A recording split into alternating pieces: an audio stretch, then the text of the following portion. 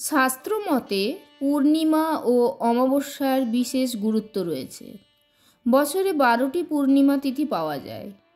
তার মধ্যে আসন্ন পূর্ণিমা তিথিটি অত্যন্ত গুরুত্বপূর্ণ বলে মনে করা হয় পঞ্জিকা অনুসারে। এই পূর্ণিমাকে মাঘী পূর্ণিমা বলা হলেও বাংলা পঞ্জিকা মত বলছে ফাল্গুন মাসে পড়ে গিয়েছে এই মাঘী পূর্ণিমা।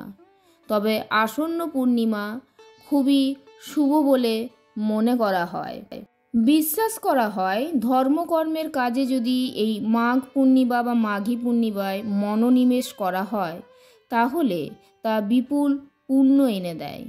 এমন দিনে জগতের পালনহার শ্রী বিষ্ণু ও মা লক্ষ্মীর বিশেষ পুজোর আয়োজন করা হয়। এই দিনের পুজোতে সফল হলে শ্রী বিষ্ণু ও মা লক্ষ্মীর বিশেষ কৃপা পাওয়া যায়। মনে করা হয় এই দিনে বিশেষ ধর্মীয় কাজ করলে 32 গুণ পুণ্য লাভ করা হয়ে থাকে। তো বন্ধুরা, হিন্দু ধর্মে অত্যন্ত গুরুত্বপূর্ণ মনে করা হয় পূর্ণিমা তিথিকে। তবে মাঘ মাসে পূর্ণিমার বিশেষ গুরুত্ব রয়েছে। 2024 সালের মাঘী পূর্ণিমা পড়েছে 24শে ফেব্রুয়ারি শনিবার। এই দিন পবিত্র নদীতে স্নান করে উপবাস করে ভগবান বিষ্ণুর পুজো করা হয়। মাঘ পূর্ণিমার দিন বাড়িতে সত্যনারায়ণেরও পুজো করা হয়। এছাড়াও মাঘী পূর্ণিমায় দেবী লক্ষ্মী এবং চন্দ্রদেবতার পুজো করা শুভ বলে মনে করা হয়। এবার জেনে নেওয়া যাক পূর্ণিমার পৌরাণিক কাহিনী। পৌরাণিক কাহিনী অনুসারে কান্তিকানগরে এক দরিদ্র ব্রাহ্মণ দম্পতি বাস করতেন, যারা ভিক্ষা করে জীবন অতিবাহিত করতেন। ব্রাহ্মণ দম্পতির কোনো সন্তান ছিল না। একদিন ভিক্ষা করার সময় ব্রাহ্মণের স্ত্রীকে বন্ধ্যা বলে বিদ্রূপ করে ভিক্ষা দেয় না নগরবাসীরা। এরপর কেউ ব্রাহ্মণ দম্পতিকে বলেন 16 দিন দেবী কালীর পুজো করার কথা। 16 দিন ধরে দেবী কালীর পুজো করায় মা কালী খুশি হয়ে দম্পতির সামনে হাজির হয়ে ব্রাহ্মণের স্ত্রীকে গর্ভবতী হওয়ার আশীর্বাদ দেন।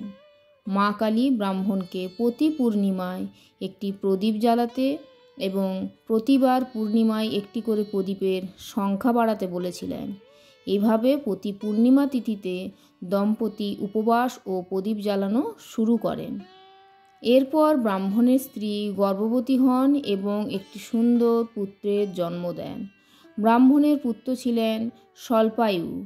তাদের পুত্র একটু বড় হওয়ার পর তাকে কাশীতে তার মামার কাছে পাঠানো হয়, কিন্তু কাশীতে গিয়ে তাকে প্রতারণা করে বিয়ে দিয়ে দেওয়া হয়।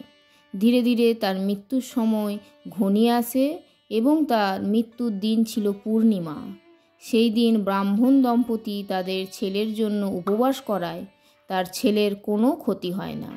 তাই বিশ্বাস করা হয় যে পূর্ণিমায় উপবাস করলে জীবনের সব বাধা দূর হয়ে যায়। বন্ধুরা, এইবার বলবো মাঘী পূর্ণিমা 2024-এর তিথি। হিন্দু পঞ্জিকা অনুসারে 23শে ফেব্রুয়ারি 3:36 পড়বে পূর্ণিমা তিথি। পরের দিন 24শে ফেব্রুয়ারি সন্ধে 6:34 পর্যন্ত এই পূর্ণিমা তিথি থাকবে। ফলে 23 তারিখ নয় 24 তারিখ অর্থাৎ 24শে ফেব্রুয়ারি পালন করা হবে এই বিশেষ দিন অর্থাৎ মাঘী পূর্ণিমা।